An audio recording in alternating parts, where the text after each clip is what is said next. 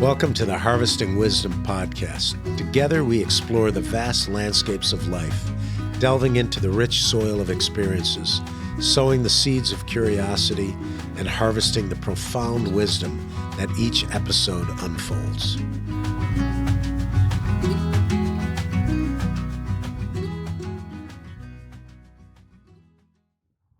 In all my vineyards today, I have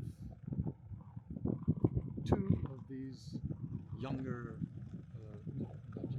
younger choices.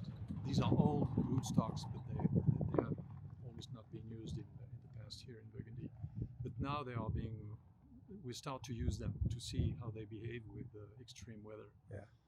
And the rest of it is Riparia, 3309, in Chablis 41B.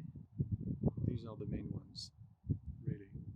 And then recently we added 5C, we added 420A, 16149 was I didn't name it, that was a historical one that was Wonderful. the best rootstock for this whole area. Wow. Really.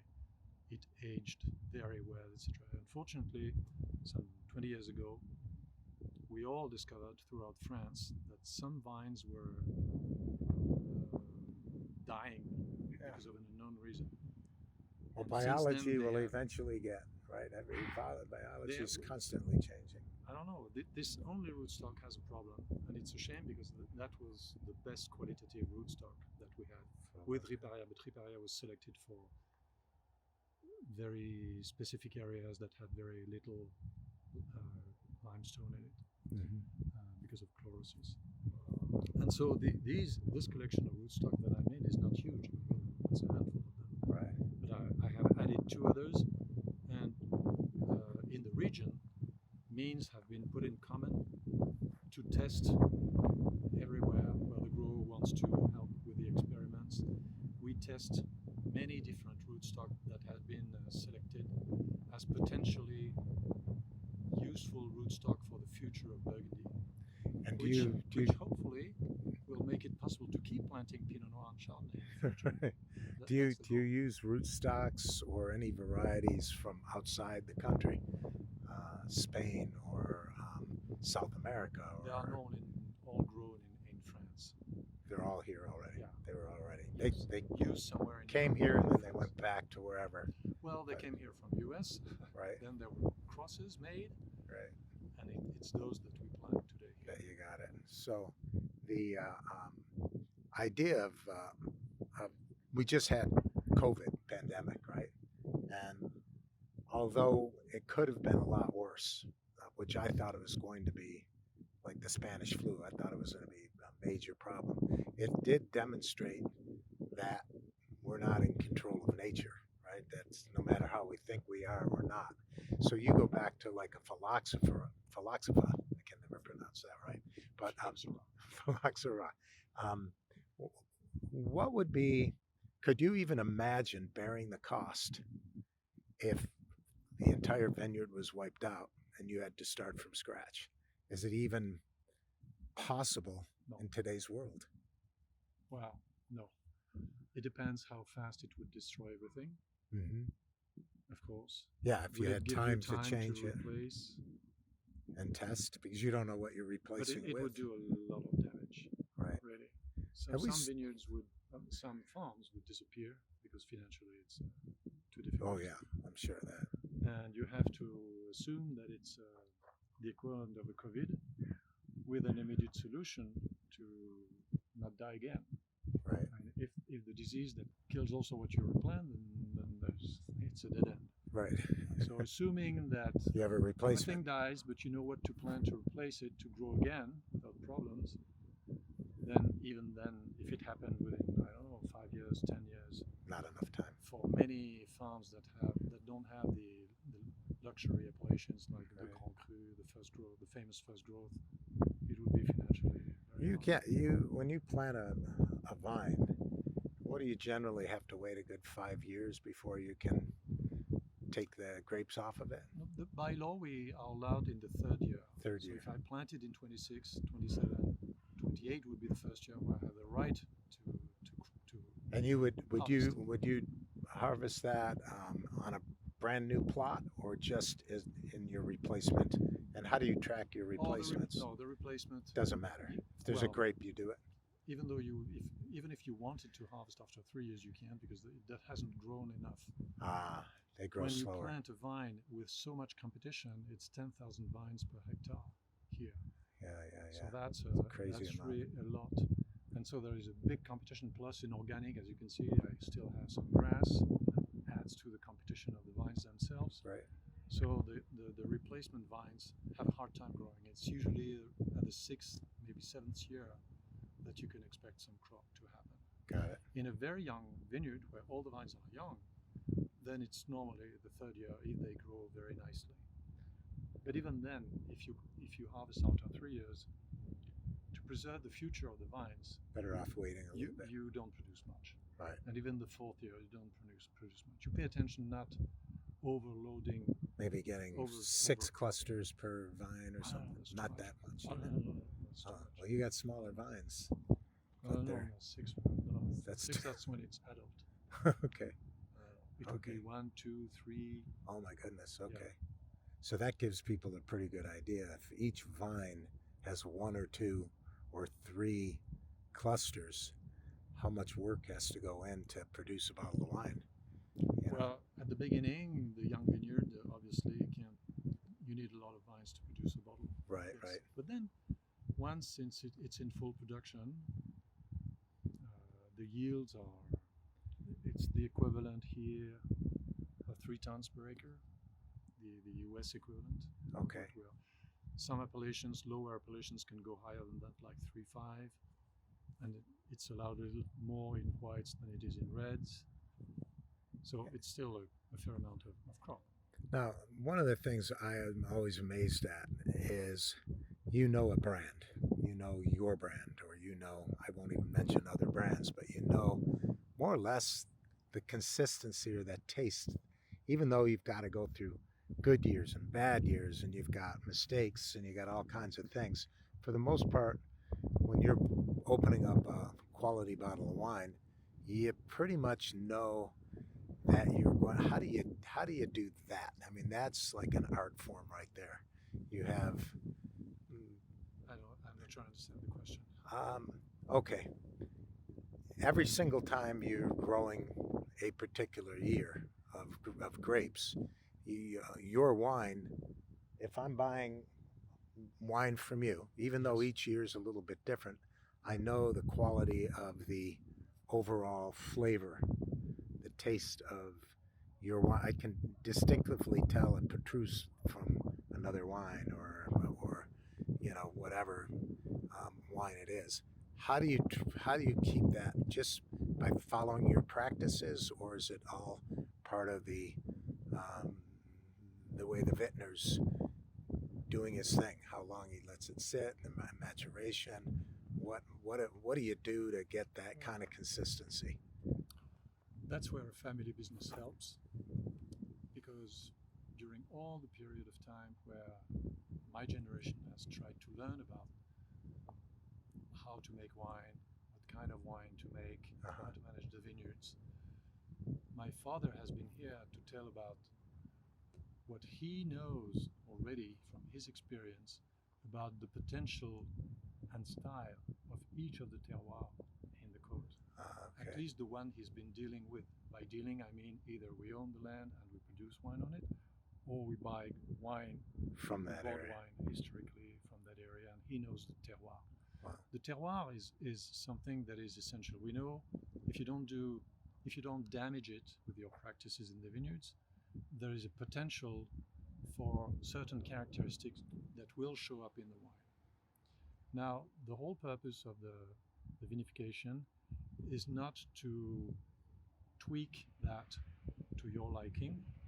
It's to try and stick to what you've learned is the best or most interesting or most true to type of a style that you have either discovered at some point or your father has described and maybe has had a chance to have you taste, so that you know what the reference becomes.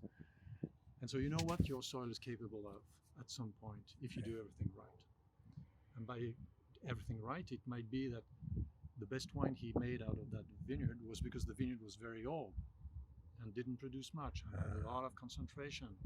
And it was maybe a vine from 1961 where there was Hard to replicate that then. well, that's the style reference. I see. You will not try to make a Pommard to resemble Chambol Musigny. Right. You can try with modern techniques, particularly not in the vineyards, but particularly in the at vinification and élevage stages. You can try to tweak. Bonjour. You can try to tweak your wine so that it resembles Chambol because you like Chambol better. But I think this is a mistake. One, you won't achieve that. Two, Right. two, you will destroy Your brand. the true terroir of where your grapes came from. Mm-hmm. So somebody who would be new and has no experience of what a good Pommard or a good Clos des Mouches or a good Chambol Musigny can be or should be, because that's true to a terroir. And true to a terroir, side note, if you take 15 people from the Chambol area, old people, good tasters, and you have them taste blind wines from Chambol and from Moret-Saint-Denis, they should all be able to say, okay, this is Chambol, this is Chambol, this is Chambol, this is Chambol, this is not Chambol. If they can do that on your wines, then your wines are true to the terroir. And there is a terroir. There can be variations, there can be tweaks. Here, everyone has its own preference. So there will be slight variations. But if you have an area that's naturally producing tannic wines, of course, with collage, with fining, you can, and other techniques, you can remove those tannins, decrease the amount of the tannins, and have your wine softer and maybe more pleasant to the palate. But don't you lose your. It's not a real Pommard. Yeah. So it can be interesting and appealing to people, but we sell terroir. We don't sell a Pinot Noir wine. We sell a terroir wine. So that really is the brand. It's that terroir. Well, by brand, if you mean Domaine Drouhin, if that is the brand, that is the grower who might be known for having a certain style. I see. But then there is also what each terroir should bring, so that somebody who tastes it blind will say, this is most likely coming, this is most likely this appellation. Right. And I took Chambol as a good example because Chambol is really distinctive. Smooth tannins, it's very fine wines, like the Clos des Mouches red here within the Beaune village. If you handle me a glass of red Clos des Mouches and you tell me it's a wine, it's a red wine from the Beaune village, there are lots of wines in the Beaune commune. I should be able to pick it up because I will determine the nature of the tannins, the amount of finesse it has, etc., etc. So there is the terroir expression, there is the style. Unavoidably, there is a style linked to the grower itself, and the grower doesn't have just one appellation; it has many appellations. So it's the combination of the two all the time. But in the end, whoever made the wine should be able, blind, to recognize that it's coming from this wine. That person. It's less easy, and the differences are sometimes subtle, that it's becoming very difficult to make, to find this difference and find it. And I would be wrong by tasting blind, and my father would be wrong in tasting blind, even our own wine. So it's a difficult exercise, but that's at least that's the goal we should aim at. Right. And I remember when he was teaching us, when we were tasting one in Élevage. Élevage is, do you understand Élevage in English? Well, once you have produced the wine, it's in barrel until you bottle it. Yeah. And during that time, you regularly taste it. It goes through malolactic fermentation, and then you can age it for so long as you can find or not find. You can filter or not filter. You can do many things on it for reds and for whites. And so when we were tasting those wines who were not bottled yet, when we have different cuvées, he would taste them, and if we felt, oh, this is great, this is very good, no, you're wrong. You find it good, but it's not what it should be. And at some point he would be stuck with explanation, and the next dinner he would fetch a bottle of the of an old wine that he knew showed Had it extremely clearly those characteristics he wanted to describe to us, so that we print there. Okay, this is what you had this last night. Now you're having this. This is what you should call a great Meursault. Okay. Not what you tasted three days ago. Okay. And then we would try to think, okay, yeah, well, it lacks this, it lacks that, it has that it shouldn't have, etc., etc. Right. Now, okay, so you started, obviously, it's his family. Yeah. Was there a point in time where you said, no, I want to be an artist? Or I want to dance? I want to live in Portugal? Or No. No, you always just had it in your blood. Well, and you enjoyed frankly, it. Is that a bad job? Oh, I'd say this is about what pretty much everyone wants to do, or Exactly. would like to do. Well, you don't sleep well often, Well, particularly in organic farming. yeah. But it's never the same. Every year is different. You have ideas, you put them in place. 10 years later, there's a lot of risk. Start to see results or not, or disappointing. It's the only frustration in this job is that it's like a super tanker. You say, okay, I'm going to turn left. Well, you turn left. Keep turning left. Not much happens. At some point, it turns left. But Hopefully, you don't overcorrect you're it. at the end of your life, but it does. I see. See, so you really have to. It's a very in a year. How many chances to do a trial do you have? As many as there are. It's one per year. Right. In a given place. Yeah, there's a book out there by Howard Buffett, Warren Buffett's son, called 40 Chances. He figured a farmer has 40 years, and each year you have one chance to get it right or wrong. And the idea is pretty cool, because you could make the best wine ever in that year, but a lot of that's out of your control too. But still, you could also go on vacation for a month and come back and find out things aren't going so well. Yeah, I don't go on vacation when it's growing. No, I go really on vacation in the mud months. The game is over. Yeah. So, okay. Next generation. Do you, your brothers, sisters, do you have children also that? I don't personally. My sister has. My three other brothers and sisters do have. Yes. Mm-hmm. Some of them. There might be one or two. That might be. One is actually working in the vineyards. Mm-hmm. Veronique's daughter has worked for us a couple of years, and she has done something else temporarily. Hopefully, she will come back working. Right. Sometimes that's the best. We don't know. Yeah. And she has another daughter that is very interested in everything that's natural, in growing plants, etc. So she could become interested in the vine, but they are young, all of them. Yeah. Well, that's we'll the see. idea. They like wine. What's that?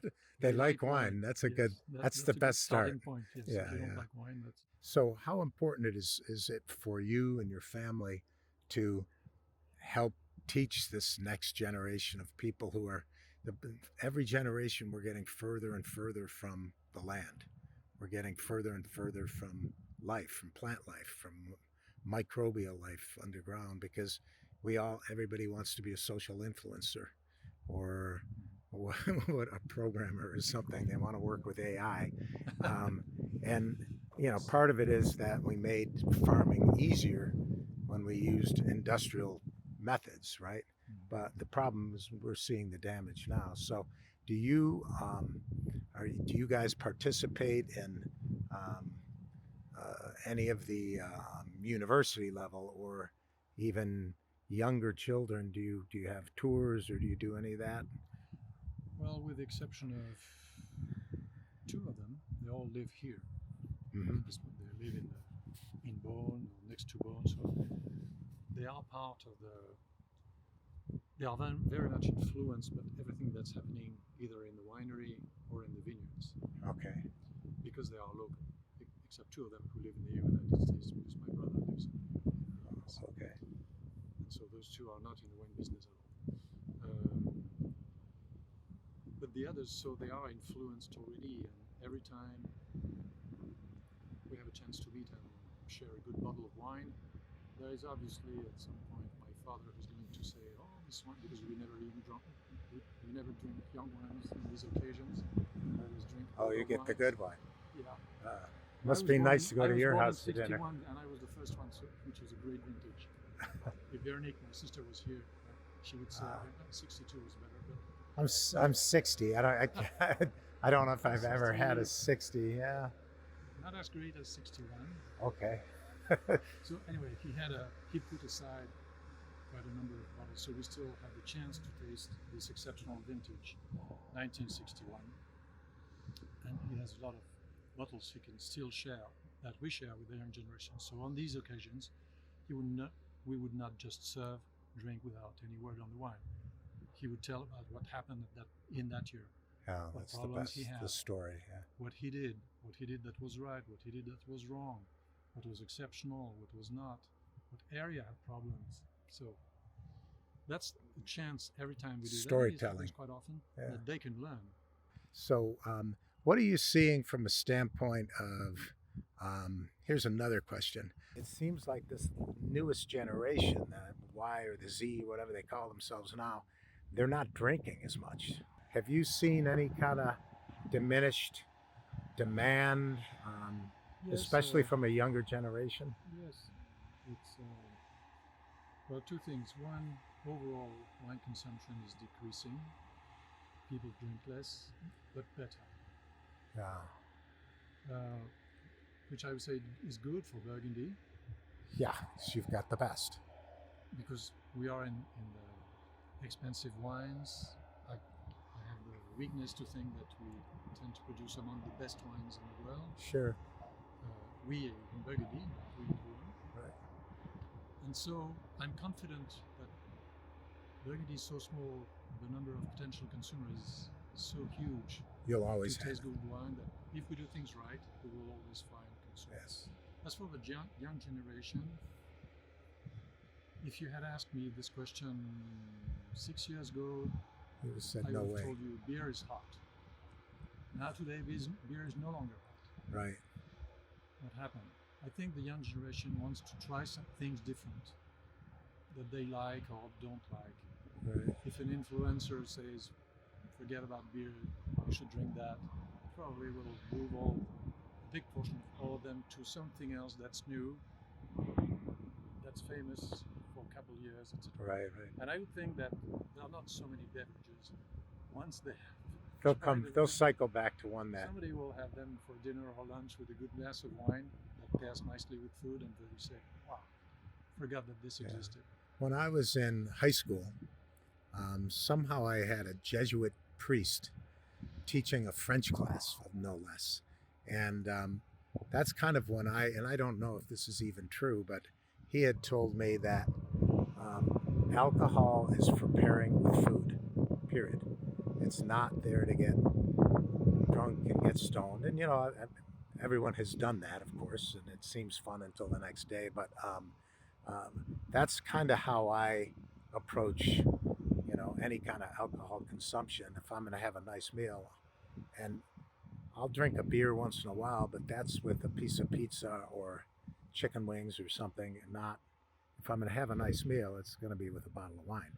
And a cocktail maybe before dinner to open things up, but to me, it's always been that combination. And I think what you're alluding to is that at some point, as people are drinking, they will come back to the understanding that nothing pairs better than wine for food, as far as I'm concerned. Right. Now, I don't know anything about alcohol-free wines. That's a new trend too. It should not be called wine. Right, grape juice. It's something else, but it's not the alcoholic. We say it in English. Yeah, non-alcoholic wines. Non-alcoholic wine. And they have vegan wines, and I thought that was a joke, but I guess that has to do with when you're clarifying the wine. In the old days, you clarified with egg white. Yes, so what you're using to clarify. And I don't know if you clarify with anything like a zeolite is another way to clarify with a mineral. But it allows you to label it vegan, although I don't know how much demand there is. I pay attention to that because part of our consumers ask, is it vegan, etc. Right, So right, right, right, we right. pay attention to that, of course. But frankly, and I don't know where the vegan limit is. We use cow manure to do compost. We're doing Yeah, I the don't know good, how- but that's an input into your soil, and all soil has inputs in them, no matter what, right? But I understand what you're saying. Yeah. Some people are just they might So- want a compost that's only trees and grasses, I guess. Although I don't know how that affects what they're putting in their body and the juice, but I don't know. It's using animal for your own purposes. Maybe that's not in the vegan approach. I don't know enough about yeah, I vegan. guess it depends on why you're a vegan. There is wine without alcohol, and those wines, I have never tasted them. And I hear that it's consumption of these wines, the market for these wines, or this beverage, is increasing. I don't think How you. big is it? What future does it have? I have no idea. I think there will be a part of the consumer that rejects alcohol that will stick to that. Right. But I think people who don't reject alcohol will favor the true wine. Right. as a Maybe beverage. just drink less of it. Yeah, that's a general trend Right. anyway. I think But I people will wonder- drink less and better. I wonder if you'd never age a non-alcoholic wine, would you? I mean, I don't know enough about non-alcoholic wines, frankly. So I don't know. I would just does it have sulfur, for example? I don't know. Oh yeah. I know there is protection from the alcohol for the wine aging. You don't have that in non-alcoholic beverages. So how will it age? How long? Right. Will it change characteristics? Yeah, it may be Will it less change healthy flavor? for you, right? And you never I have know no what experience it's with that. about. Do you find yourself just drinking your own stuff, or you drink wine from everywhere? Do you drink different varieties? I drink wine from everywhere. You do? I don't like all the wines made on earth. No, of course. Preferences, but yes, I have no problem drinking wine from everywhere. Yeah, I think it just makes you appreciate everything a little bit better. Don't you? Well, when I And your meal. taste other things and come back to Burgundy, I tend to think this is the thing. I can't blame you.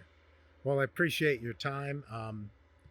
Anything else that you're doing? Any special projects that you've got that you're the looking current at? Project, well, current means it has Last 20 years? no 15 years maybe. Okay. That's pretty current in my mind. That's the last thing that I'm heavily implementing is this. You can see that this row is different than from those two. So you're experimenting. And we have, as you can see over there, we have tractors that run over two rows. Right. Whereas many older tractors, they would just go over one row. Okay. By going over one row, they would run every row, of course. And you'd have compaction. And you have compaction. Okay. And the compaction of tractors in the late 60s is not the same as with modern They're tractors. they're so They big have now. become very big, very powerful, etc. You still find lots of smaller, older tractors, but harder and harder to maintain and dangerous. If you drive yourself as a grower on it, that's fine. But if you have an employee go on it and it bends over and you kill him, it's another story. That's a whole different So I game. decided to get rid of the one-row tractors for safety reasons. And I said, why not try to never run anymore every other row, because we have a chance to have the tractors that go over two rows in one pass. So they would run here, he would come back here. And then the following this- year, you'd No, I don't change. keep this Right. just this row. This is sacrificed. Okay. Sacrificed like it was before I Right. did that. 2 out of 3. The rows on which you run are sacrificed anyway, because there is always one time in the season where the soil is too wet for you to run on them and you will do damage, but you have no choice and you do that. Every grower faces that. So rather than fight and take risks with a crop by not going in the vineyard just because the soil is too wet to not do damage, I decided to go this way. We don't run when it's not necessary, but when we have to go, this one will never see any tractor wheel. Ever. Never. And it's particularly interesting for all the vines that I replanted and where I have been doing this since then. My idea with that is that, one, it's not something normal to have compacted soils. Air and water exchanges in soils are essential for it to work. Right. You can be organic and biodynamic if your soils are compact as a sponge, like a sponge you took like this. How can it function well? So this is almost acting as your sponge this in between. This is not going to function as well, but my hope is that not only will function much better, but also will have more water retention capacity, right, which will be more and more useful. And this is really something that you can make living normally as a soil that works normally, that functions normally. I don't know about you, but I always love to experiment with stuff. But I'd be curious to see if you picked like a row like this and you tried to make an extract. So with the extract, you can design it to be more fungal based or more bacteria based on your compost mix. It doesn't always have to be.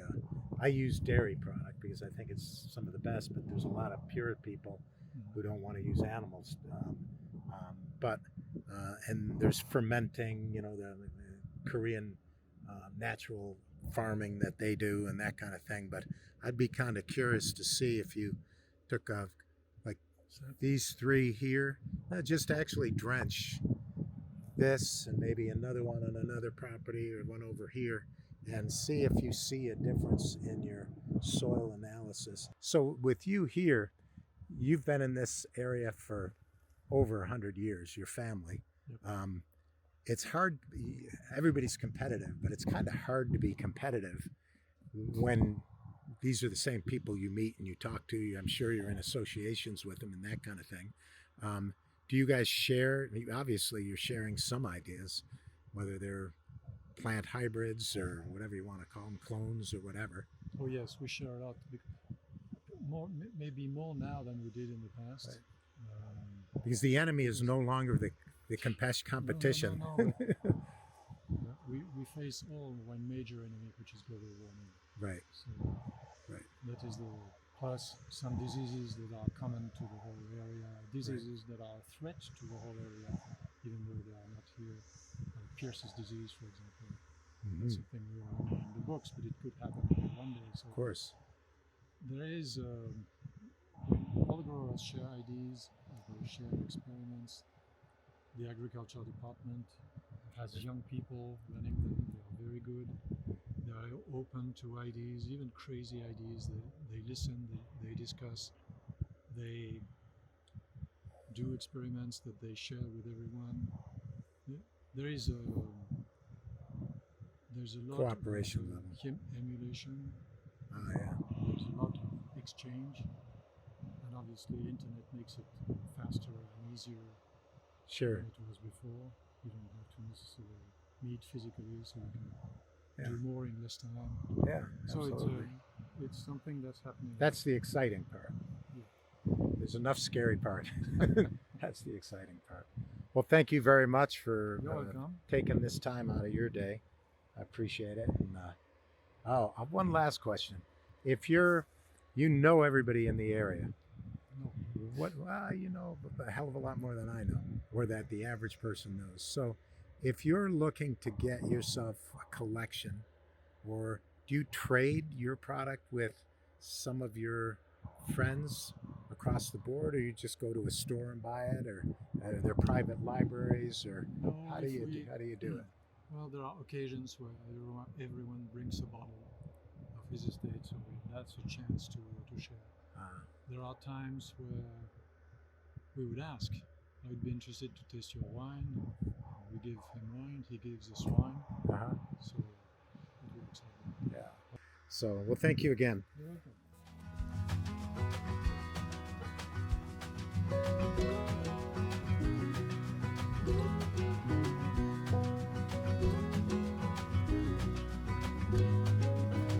Thank you for joining the Harvesting Wisdom podcast.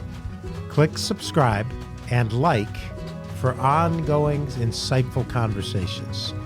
Explore our webpage for show notes and additional resources. Visit our guests' webpage for deeper insights. Your engagement is the foundation of our journey, and until next time, keep pursuing wisdom.